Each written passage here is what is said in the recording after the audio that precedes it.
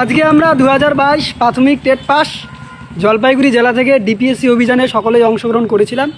তো আমাদের বেশ কয়েকজন প্রতিনিধি তারা আমাদের চেয়ারম্যান স্যারের সাথে কথা বলেছিল।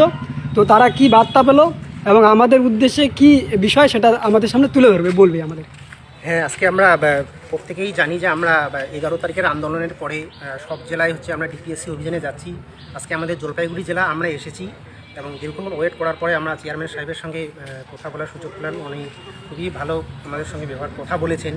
আর যেটা আপডেট আছে যে 11 তারিখে যে একটা বৃহৎ আন্দোলন হয়েছিল, সেই আন্দোলনের ফলে পরের দিন এখান থেকে এখানে খবর আসে এবং এনারা ওভারনাইট কাজ করে এখান থেকে একটা ভ্যাকেন্সি পাঠান। ওখান থেকে রিপোর্ট অনুযায়ী এখানে আসে ভ্যাকেন্সি পাঠাতে হবে। এনারা ওভারনাইট রাত 8টা অবধি কাজ করে এখান থেকে ভ্যাকেন্সি পাঠিয়েছেন। ভ্যাকেন্সির সংখ্যাটা কত সেটা আমি অন ক্যামেরা বলছি না। তো আমি রিকোয়েস্ট করব যে বাকি জেলাগুলো যারা আছে তারাও যেন এই কথাটা কেন হচ্ছে, কারণ আমাদের শিক্ষামন্ত্রী সেদিন প্রেস কনফারেন্স করে বলেছিলেন যে আমাদের কাছে ডিপিএসসির কাছে যা বার্তা আসবে আমরা সেই হিসেবে কাজ করব। তো সেই কথাটা বলার পরে আমরা প্রত্যেক জেলা সক্রিয় হয়েছি যে প্রত্যেকেই সবাই ডিপিএসসিতে যাব। আজকে আমরা জলপাইগুড়ি জেলায় এসেছি এবং বাকি জেলারা এখনও যারা বাকি আছো তাদেরকে আমি রিকোয়েস্ট করব প্রত্যেক জেলায় যেন ডিপিএসসি অভিযানে যান এবং চেয়ারম্যান সাহেবের কথা বলুন তারা কি আপডেট দিয়েছেন। আজকে আমাদের এখানে আপডেট দিয়েছেন। আর তারপরে এনারা যা ভ্যাকেন্সি পাঠিয়েছেন আর ওখান থেকে এটা কবে নিয়োগ হবে সেটা এনার কাছে কোনো আপডেট নেই। এনার যথেষ্ট ভ্যাকেন্সি এনার কাছে যা আছে সব পাঠিয়ে দিয়েছে, আর ওখান থেকে যা নিয়োগ করবে সেটা ওনাদের হাতে। এইটুকুই বার্তা। কেউ কিছু বললে বলো। আমরা সেই রিপোর্টটাও দেখালাম যেখানে যে আছে প্রত্যেক 2215টা স্কুলে যে শিক্ষক শূন্য অথবা একজন হয়ে আছে, সেই রিপোর্টটাও আমরা স্যারকে দেখালাম। স্যার সেটা স্বীকার করলেন যে এরকম আমার কাছে এসেছে যে আমাদের জলপাইগুড়ি জেলায় সর্বমোট 54টা স্কুলে একজন করে শিক্ষক আছে।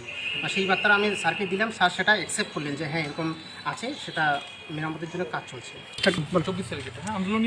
হ্যাঁ, তো ডিপিএসসি অভিযানের কাজ তো সবাই করবে এবং সেটা হয়েও যাচ্ছে এবং আগামীতেও হবে।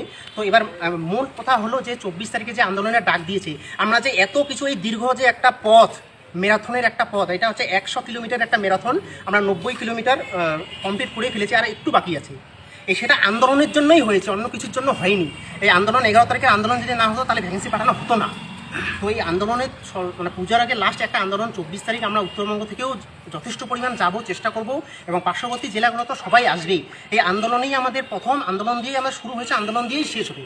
তো 24 তারিখে আন্দোলনের যারা গেছে প্রত্যেকেই তো যাবে, যারা যায়নি কখনো এটাই শেষ সুযোগ।